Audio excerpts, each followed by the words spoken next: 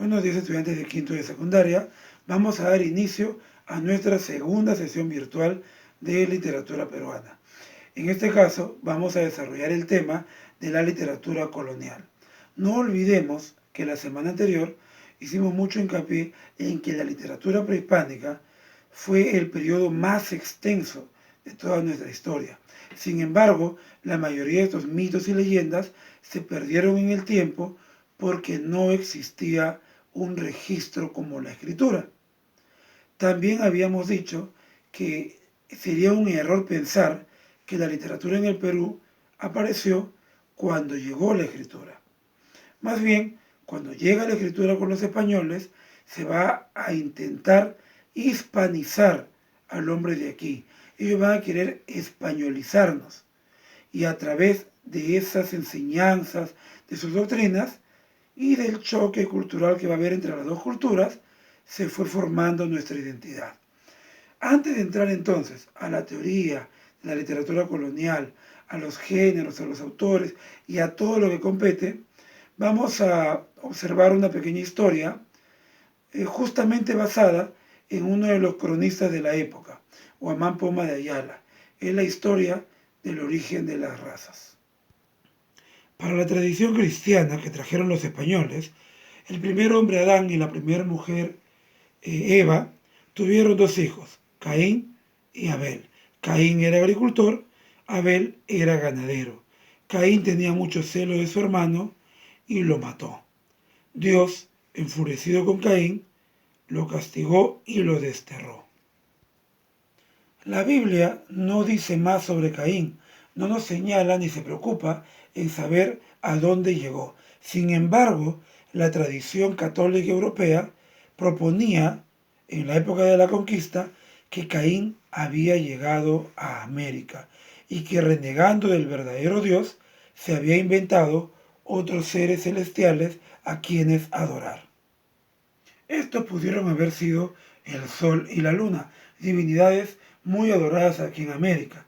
Además, coincidentemente, las culturas americanas se dedicaban a la agricultura, actividad en la que fue experto Caín.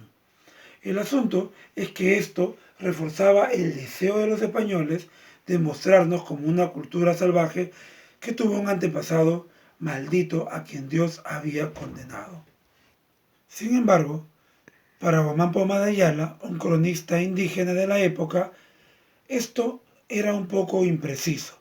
Él había leído también la Biblia y nunca negó la existencia de Caín y Abel. Y también aceptó la hipótesis de que Caín pudo haber llegado a América. Sin embargo, mucho tiempo después, la Biblia dice que Dios eligió a Noé para que luego poblara la tierra porque Dios tenía planeado lanzar un diluvio universal. La Biblia continúa y dice que Noé avisó a sus tres hijos de los designios de Dios: Sem, el de rojo, Cam, el de verde, y Jafet, el de azul. Ellos, con sus esposas, abordaron el arca y se salvaron del diluvio universal.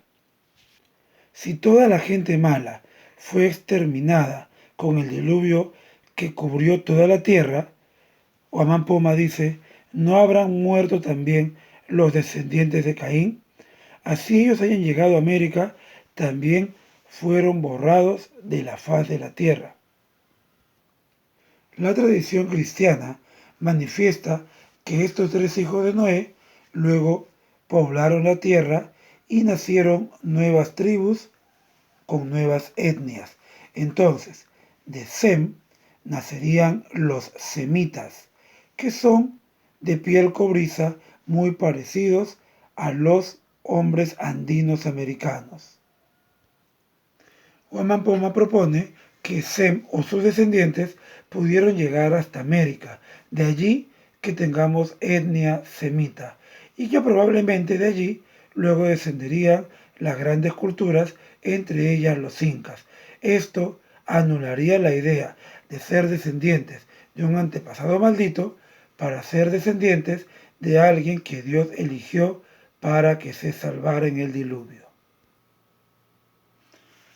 Bien, entonces podemos ver que una de las tantas cosas que traen los españoles a nuestro continente es la religión. Esta religión católica, extranjera, españolizada, porque no siempre se basó en la Biblia, tuvieron sus propias interpretaciones, se fue adaptando a nuestra cultura. Y nuestra gente en aquella época también hizo algunas mezclas, algo que se va a conocer como la literatura del sincretismo. Esta literatura sincrética intentó mantener las costumbres quechuas durante la conquista, pero también es un episodio aparte. Lo que ahora vamos a estudiar es la literatura colonial. Esta literatura tuvo dos momentos muy relacionados a las etapas históricas. El primer momento es la literatura de la conquista, que comprende todo este periodo en que Pizarro, Almagro y sus demás socios conquistadores estuvieron sofocando rebeliones. Y el segundo momento es la llamada literatura virreinal, donde, ya muertos los conquistadores, los virreyes y sus demás autoridades intentan por todos los medios hispanizar este lado del continente.